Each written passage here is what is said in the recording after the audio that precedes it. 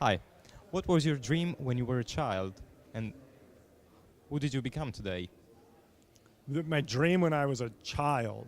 Yeah. You mean what did I hope to grow up to be? Yeah. Or what did I dream about when I was a child? I had a recurring dream when I was a child that I was trying to run very fast, but it was happening in slow motion. But I dreamed that when I grew up, I would be an IndyCar race driver. I grew up in Las Cruces, New Mexico, and this is where the Unser family lives. And in the U.S., our open wheel racing was, when I grew up, was IndyCar, and Al Unser and his family were dominant. Since we had no other professional sports, he was the only guy on TV that they would say was from New Mexico. I said, I need to do that. I need to be a race car driver. I got sidetracked along the way. Okay, that's great. So, is this you grew up thinking of this? So, is this why you're trying to work on something related to cars, like improving technology related to cars? I still have an interest in the automobile. People for Gen X, it represented freedom. So we have a really different love of them than the previous or the latter generation. It was our Facebook, right? If you wanted freedom, you wanted socialization, you needed your driver's license. I think the millennials grew up today, and freedom and socialization is represented by when they get their smartphone, right? And so the transportation, a car is more of a commodity for them. This is freedom and socialization and communication, and so I don't think they dream of car ownership the way I do. But cars are not going anywhere. It's just the experience is changing profoundly because people are thinking and caring about them differently. They're like little rooms on four wheels, and therefore they become useful. There's a few things that I could say about the automotive industry. One is that they're bringing the wrong pattern of computing to it. They're thinking of them like personal computings. They're just trying to take this and slap it in the dashboard. They're more like rooms. Second is that they start driving themselves. We're going to think about them differently. A sense of ownership may go away altogether. It would be more likely to just want, smart cars that we can get into, get out to, give authentication. So your driver's license is bound to turn into an authentication, which makes up for a really fascinating thought experiment, because children, you'll want to put them in and you'll give your authentication and say, go to school. And they'll grow up with that experience, right?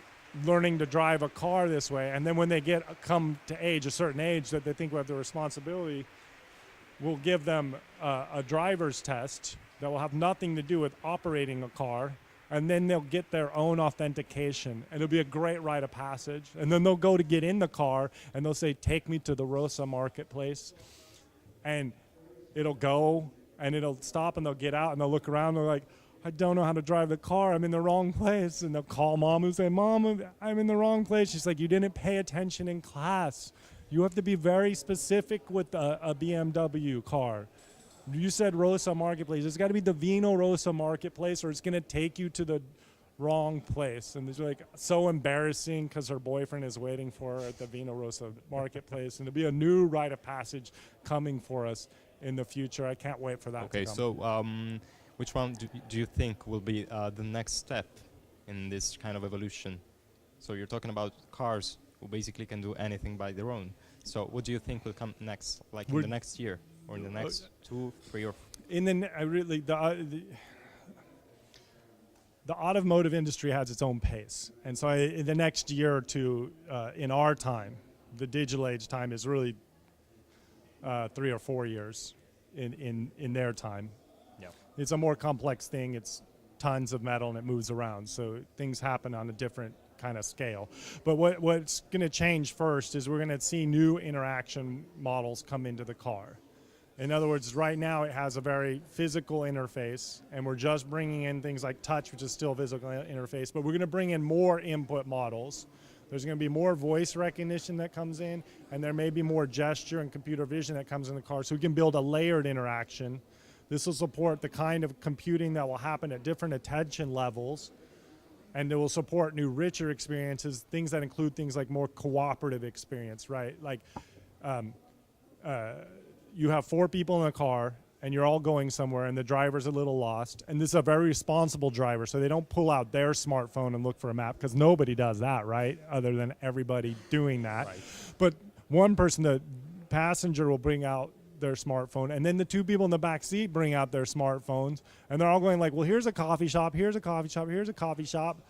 That could all happen through one interface and one system. We haven't really figured out the interactions for this cooperative system, but it'd be a lot better if it was a cooperative system where someone would say Starbucks and another person would say, no, I want something more local, and you got this map that's updating suggestions in real time, and it heads-up display is showing it to the driver, and then they all go, okay, I want Starbucks. No, the local place, I want Starbucks, and the computer's going like, okay, 2 out of 3, right? So they could all happen on the same interface, this kind of like concierge service, and that would be a much better experience. Or think of like the real estate experience. Real estate in the US always starts at a computer right now, but it can't end there.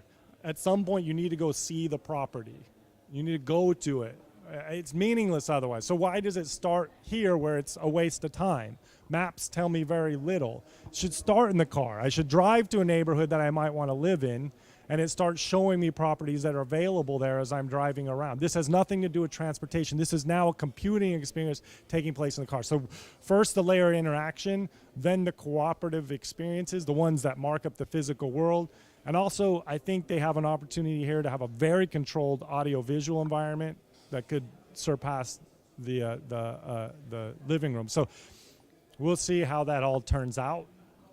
But I think those are the steps. And at the same time, though, one of the reasons this is important is because they're going to start driving themselves in increasing measures. So they need to be part of our digital lifestyle and interface, or we'll care about them less and less and less until they're just taxis taking us around. Okay. Thank you. There you go.